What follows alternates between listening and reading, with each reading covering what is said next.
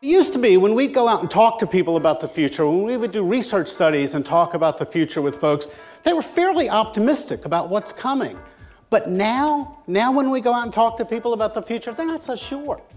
So we often get asked to say, well, help us understand what's coming. Unlike many futurists who like to blue sky ideas about things that are going to happen 10, 15, 20 years in the future, we try to stay rooted in what's on the horizon. We don't talk so much about the trends themselves, but about the people that are going to shape our society and culture, the generations that are going to lead these changes. Because it's not that the trends are going to change, people are going to make these changes happen.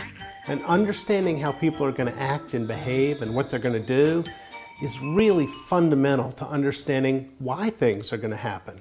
All of you have a good working knowledge of generations, pretty much because you're walking around and interacting with them all the time. What we want to do today is give you some insights. We're the cream to your coffee, if you will. So today what we're going to do is start with helping you understand the generational differences with a big heavy dose on millennials, because most folks don't understand millennials, including millennials. And then we'll talk more about how millennials are going to reshape this region. Our presentations make a connection with the audience because we connect the dots. We don't talk so much about technology and other things that are far off in the future and really hard to be credible.